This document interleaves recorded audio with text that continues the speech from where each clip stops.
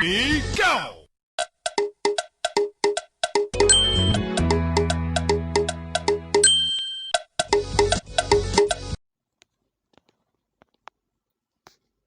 Breaking news. Welcome to today's headlines. Is this okay? Governor Soludo and Ipob now working together. Is this okay? Governor Soludo and Ipob now working together. To my dear listeners from wherever you're listening from, please stay tuned as I read today's news.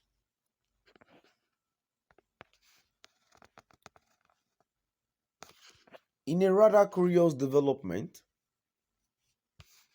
the Anambra State Governor Charles Soludo has hinted that he is now working with the outlawed indigenous people of Biafra.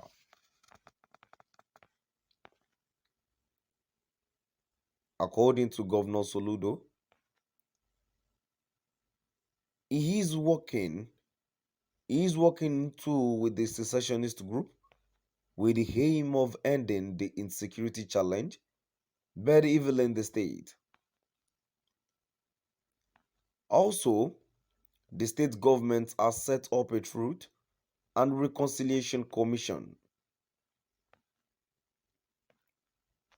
The panel, among others, will unearth the root causes of insecurity with a view to preferring solutions to the menace in the state and within the southeast region. Soludo, who spoke on a channel's television program, Politics Today, said he was sure that the scourge of insecurity within the state would soon be over. He said that he has been to get the understanding of Ipob to work with him to end the challenge in the state. The governor, who noted that the nation was facing serious problems with insecurity, said his government has started consulting all stakeholders to end insecurity in the state. He, however, noted that he was mindful of the fact that some criminal elements within the region or state might want to undermine the government effort, adding that he was ready and determined to make Anambra a safe haven for all citizens.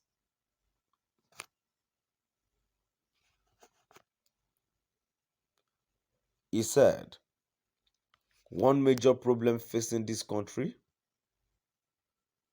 our region and Anambra, is insecurity, and we have started engaging all the stakeholders. We have announced the end of the sit at home, and we are happy that the entire traditional, religious leaders and others are backing us, as well as the Ipob.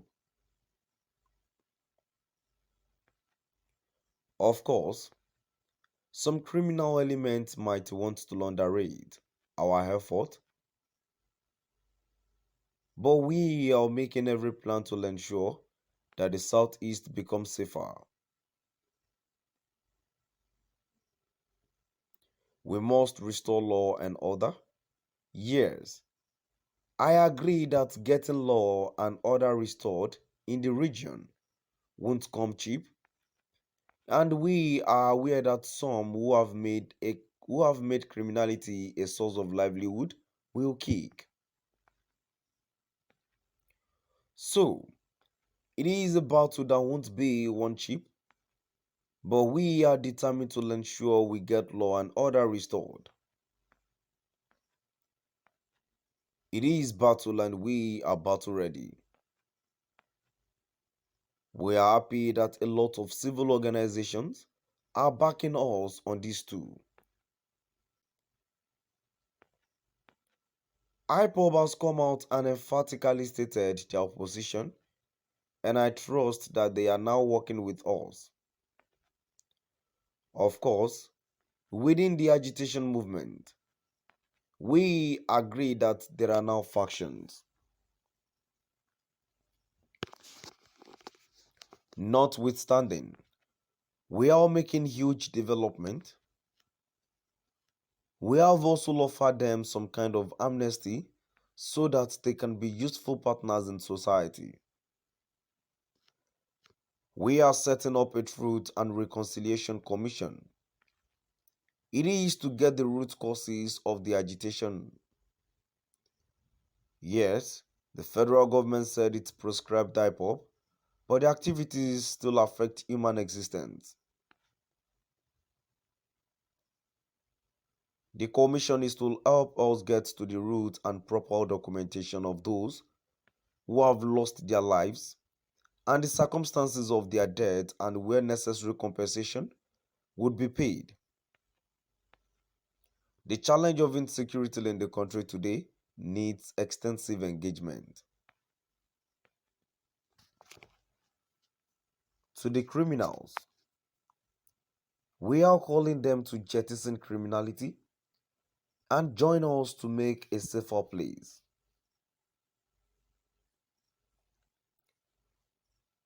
On Nnamdi Kanu, every major organized group needs to be part of the conversion to end insecurity. Essentially, the sit-at home began because of Nnamdi Kanu. So, Kanu is a factor that cannot be wished away. So, anybody that wishes this away is living on the moon. And that is why we are saying his case should be taken expeditiously. All this long adjournment is not necessary.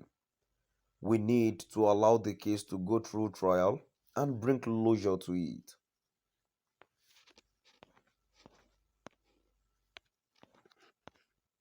The 6 years prison sentence for former Federal Director of Pensions, FDP John Yakubu Yusuf, for misappropriating 22.9 billion naira from the police pension fund was yesterday affirmed by the Supreme Court in Abuja.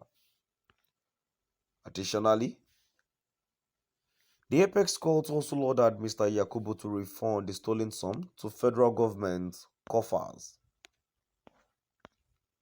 According to Guardian Justice Tijani Abubakar in his judgment, in an appeal filed by Justice upheld the decision of the Court of Appeal, which is 2018 sentenced him to 6 years jail in addition to laundering him to refund the money.